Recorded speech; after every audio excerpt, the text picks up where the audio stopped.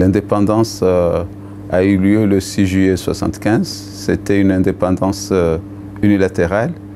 Et immédiatement après l'indépendance, il y a eu le premier coup d'État, le 3 août 1975, coup d'État qui a remplacé le président Ahmed Abdallah, par le président Ali Soili. Ali Soili a pris le pouvoir et a instauré un régime révolutionnaire qui a voulu rompre avec la période coloniale.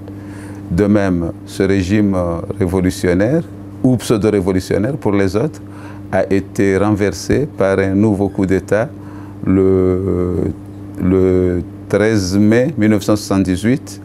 Et de nouveau, Ahmed Abdallah était de retour. Il s'était exilé à Paris et puis il est revenu en force. On pouvait appeler ça une période de restauration de l'ancien régime. Donc Ahmed Abdallah a régné du 13 mai 1978 jusqu'au 26 novembre 1989, date de son éviction.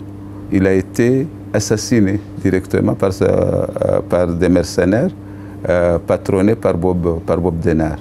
Et Bob Denard était l'instructeur qui avait accompagné Ahmed Abdallah en 1978.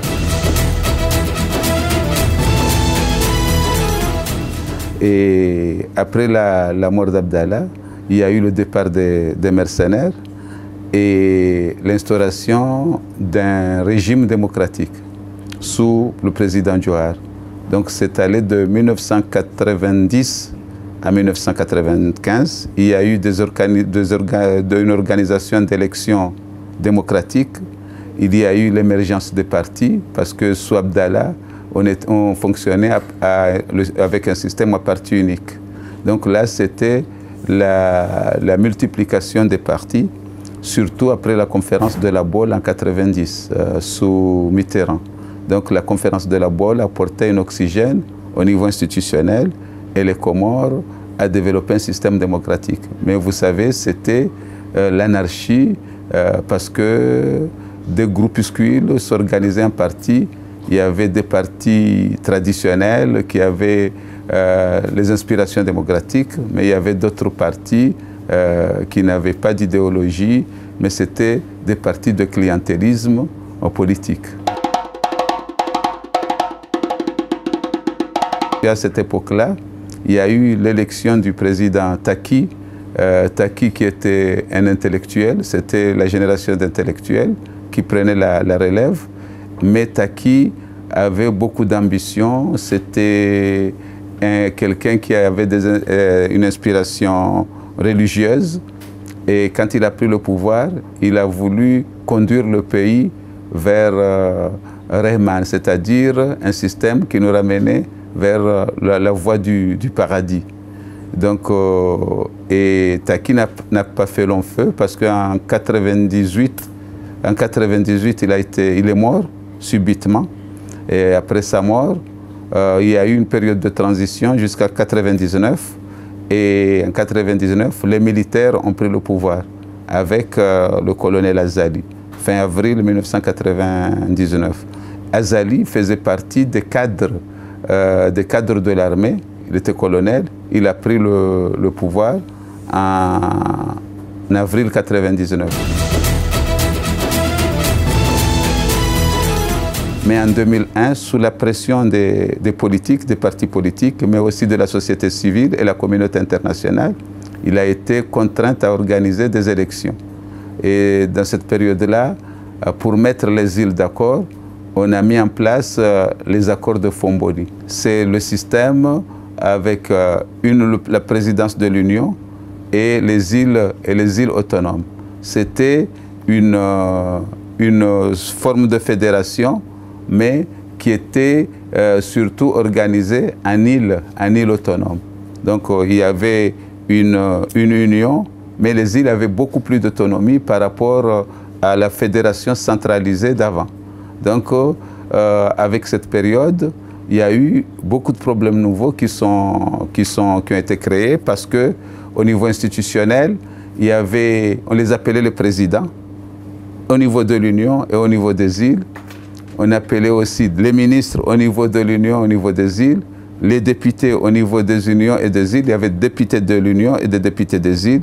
Il y avait des ministres de l'Union et des ministres des îles, président de l'Union et président des îles. Tout ça, ça avait créé une cacophonie dans le fonctionnement. Avec les accords de Fomboni, chaque île devait exercer pour 4 ans son pouvoir. Le tour de la Grande Comore avec Azali, ça a été vraiment un problème aigu parce que les pouvoirs ne s'entendaient pas du tout. À partir de 2006, c'est Sambi qui était élu. Sambi avait quand même son côté spécifique parce que ce n'était pas un politique comme les politiques traditionnelles. C'était un religieux qui était formé en Iran et dans le monde arabe, mais il avait un discours qui passait très bien au niveau de la population. Et il avait développé des thèmes qui mettaient en cause la pauvreté et la misère. Donc les Comoriens ont bien compris son discours et en 2006, Sambi a été élu d'une manière triomphale, à plus de 65% avec une élection de 3 candidats. Avec Sambi, même ceux qui étaient battus étaient d'accord parce que c'était une illustration d'une élection démocratique. C'était l'élément nouveau qui était porté.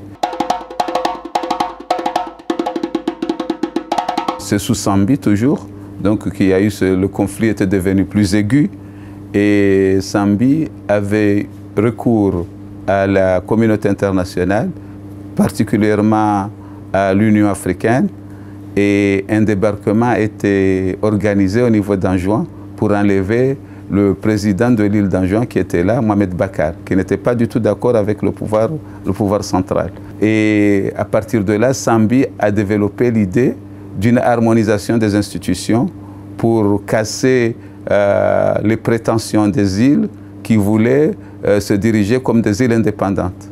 Et il a organisé un référendum en 2009 pour une harmonisation des institutions. D'abord, enlever au niveau des îles le titre de président de l'île et de député de l'île. Donc, le président de l'île était appelé à partir de cette élection gouverneur de l'île et les députés des îles étaient appelés comme étant les conseillers. Donc il y avait 2 formes d'institutions, les institutions de l'Union et les institutions des îles. Le souci de Sambi, c'était d'harmoniser le système électoral qui coûtait plus cher et qui était inefficace. L'idée en soi n'était pas si mauvaise parce que c'est vrai, ça permettait d'harmoniser un peu l'architecture institutionnelle et d'aller vers l'horloge institutionnelle. La grande majorité des élections devaient se dérouler en même temps, ce qui n'était pas le cas avec les problèmes du séparatisme en juin qui avaient retardé le bon fonctionnement des institutions. Actuellement, on est dans la situation qui fait que l'Assemblée qui était élue avant la mise en place des nouvelles institutions doit terminer son mandat en 2015. C'est pour cela qu'ils ont mis en place l'organisation de nouvelles élections, mais au niveau du pouvoir des îles, c'est-à-dire les gouverneurs, mais aussi de l'Assemblée de l'Union et la mise en place de ce qu'on appelle les pouvoirs municipaux, c'est-à-dire l'organisation des mairies. Il y a eu 2 mairies aux Comores, mais c'était avant l'indépendance. Après l'indépendance, avec la cacophonie qui existait sur le plan institutionnel, on n'a jamais mis en place les mairies dignes du nom. Actuellement, quand on regarde les choses, l'expérience de la tournante n'est pas convaincante parce qu'il y a beaucoup de problèmes. Les problèmes économiques n'ont pas connu une amélioration. Il y a une organisation qui n'est pas à la hauteur des moyens économiques du pays. Il y a quand même beaucoup de gâchis par rapport à ces nouvelles institutions. Et je crois qu'il faudrait faire un bilan avant d'engager une autre expérience de la tournante. La tournante mérite d'être améliorée.